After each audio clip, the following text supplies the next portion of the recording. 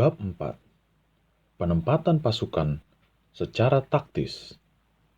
Sun Tzu mengatakan bahwa dalam peperangan kuno, para petarung yang baik pertama sekali adalah menempatkan diri mereka di bawah kemungkinan untuk kalah, lalu menunggu kesempatan untuk mengalahkan musuh.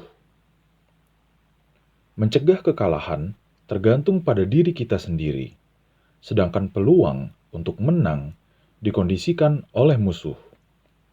Jadi petarung yang baik mampu menjaga dirinya sendiri dari kekalahan, tetapi tidak menjamin bisa mengalahkan musuh. Karena itu, bisa dikatakan bahwa seseorang bisa mengetahui bagaimana menaklukkan musuh, tetapi tidak serta-merta bisa melakukannya. Kecenderungan untuk menghadapi kekalahan mengimplikasikan taktik bertahan, sedangkan kemampuan untuk mengalahkan musuh mengimplikasikan taktik ofensif. Bertahan dalam posisi defensif mengindikasikan kekuatan yang tidak memadai, sedangkan keinginan untuk menyerang mengimplikasikan kekuatan besar yang dimiliki.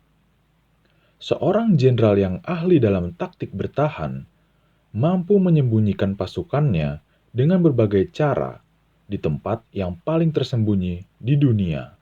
Sedangkan seorang jenderal yang memiliki keahlian dalam taktik ofensif bisa melakukan serangan dan menempatkan pasukannya dengan cara yang tidak diduga oleh siapapun. Jadi, di satu sisi, kita memiliki kemampuan untuk melindungi diri kita sendiri, tetapi di pihak lain, kita juga bisa memiliki kemenangan paripurna. Melihat kemenangan hanya dalam pandangan orang biasa bukanlah suatu hal yang luar biasa. Juga bukan hal yang luar biasa jika Anda bertempur dan menaklukkan musuh, serta seluruh kekaisaran berkata, Anda telah melakukan tugas dengan baik. Meninggalkan sehelai rambut pada musim gugur bukanlah indikasi kekuatan yang hebat.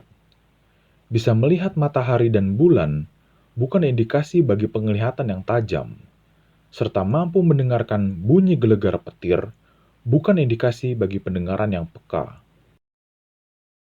Yang disebut petarung cerdas pada zaman kuno adalah dia yang tidak hanya memenangi perang, tetapi melampaui kemenangan yang biasa. Dia meraih kemenangan dengan damai dan tentram. Jadi, kemenangan yang diraih petarung sejati membuatnya dikenal, reputasinya baik dalam hal kebijaksanaan maupun dalam hal keberaniannya. Dia memenangi pertempuran dengan sempurna tanpa melakukan kesalahan. Tidak melakukan kesalahan adalah sesuatu yang menciptakan kemenangan yang pasti, karena hal itu berarti menaklukkan musuh yang sesungguhnya sudah dikalahkan. Karena itu, orang yang ahli berperang menempatkan dirinya dalam posisi ketika kekalahan tidak mungkin terjadi, dan dia tidak kehilangan satu peluang pun untuk mengalahkan musuh. Dengan demikian, di dalam peperangan, ahli perang mencari pertempuran setelah kemenangan diraihnya, sedangkan dia yang bertujuan menang harus bertempur lebih dahulu, lalu kemudian mencari kemenangan. Seorang ahli perang menjalankan hukum moral, serta secara tegas memelihara doktrin dan kedisiplinan. Dengan cara ini, dia akan mengendalikan kebijakan yang menentukan kemenangan demi kemenangan. Sehubungan dengan metode militer, kita memiliki 5 hal. Pertama, memperkirakan tingkat kesulitan. Kedua, menilai cakupan operasi. Ketiga, menghitung ketakutan sendiri. Keempat, membandingkan kekuatan.